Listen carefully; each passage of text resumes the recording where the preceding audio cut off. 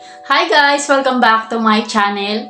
Gusto ko lang i-share sa inyo na finally sumahod na tayo dito sa YouTube.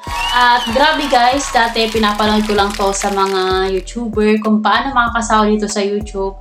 At ngayon guys, masaya ako na isa na rin ako sa mag-share sa inyo kung paano nga ba makasahod dito sa YouTube at kung magkano nga ba yung sasahurin ko dito sa YouTube.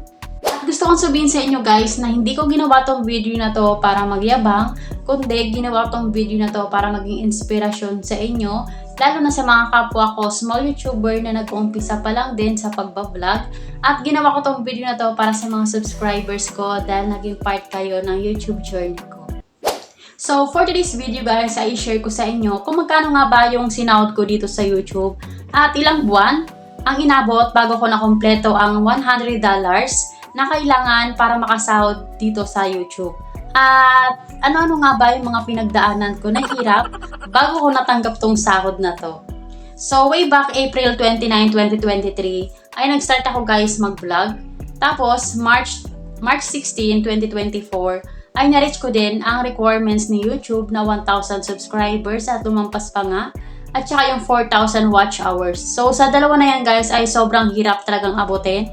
Lalo na kung wala ka nakukuhang suporta sa mga kakilala mo or kaibigan mo. Ang mindset ko nun guys ay pagbutihin na lang sa paggawa ng mga video at mag-upload na mag-upload. At syempre nagpipray din ako noon na kahit isa lang sa mga video ko ang mag-boom para naman guys dagdagan yung subscribers ko at para maabot ko yung 1,000 subscribers at maabot ko din ang 4,000 watch hours. At hindi naman guys ako nabigo dahil naabot ko ngayon bago pa mag 1 year ako sa pagbablog.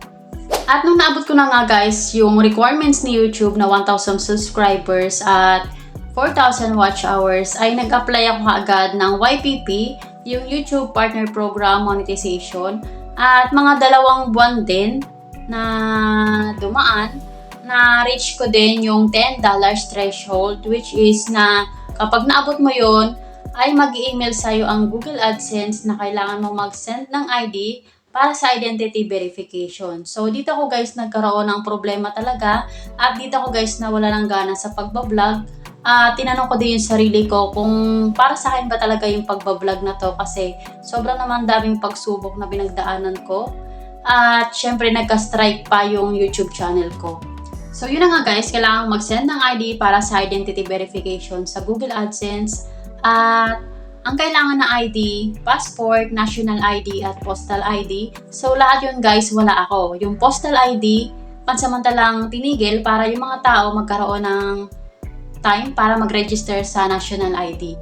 So yung national ID naman guys ay ang tagal ko na nag-register pero hanggang ngayon wala pa rin talaga. At hindi tinatanggap ng Google AdSense yung mobile, yung nasa cellphone lang na dina-download na national ID. So tinanay ko na yan guys pero hindi talaga siya tinatanggap. At yung passport naman, mas lalong wala ako kasi sobrang magastos naman din yun.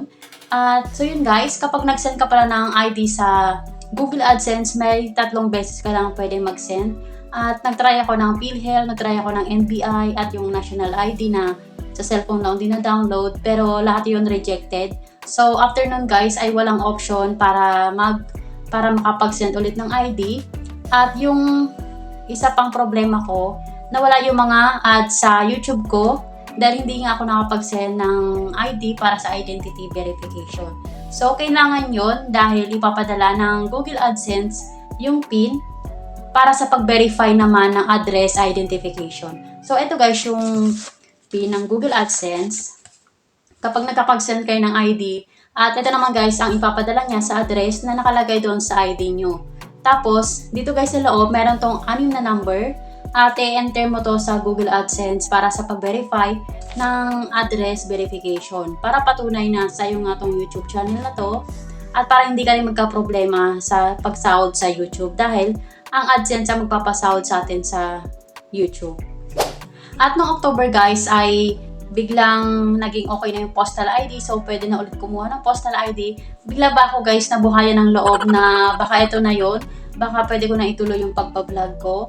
At nag-direct pa ako sa YouTube, nag-email, baka pwedeng pagbigyan ako at ayusin yung AdSense ko para makapag-send ako ng ID kasi nga naubos ko na yung 3 beses. na pwede makapag-send ng ID. At so yun guys, hindi naman ako nabigo dahil binigyan naman ako ng pagkakataon ng YouTube na makipagtulungan sa AdSense para bigyan ako ng pagkakataon makapag-send ng ID. So ayun guys, at tinanggap naman guys yung postal ID ko. At nag-upload lang ako guys na nag-upload, tuloy-tuloy lang sa pag-upload. At inabot din guys ng 5 months bago ko na-complete yung $100 na kailangan para makasahod sa YouTube at sumobra pa nga. So yan guys, yung nakuha ko lahat-lahat, $128.05. At nagkakalaga naman yan guys na 7,400 plus.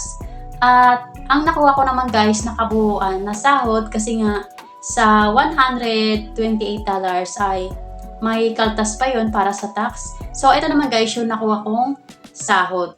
So, yan. Gamit ko pala dyan guys yung Hello Money card na makukuha to guys sa AUB. Pwede kayo guys mag-search at pwede ko rin siyang gawa ng video para kahit papano ay may idea kayo. At 100 pesos ko lang yan nakuha yung card ng Hello Money. So, hindi nyo kailangan gumastos ng malaking halaga para magkaroon ng bank account para sa sahod nyo dito sa YouTube.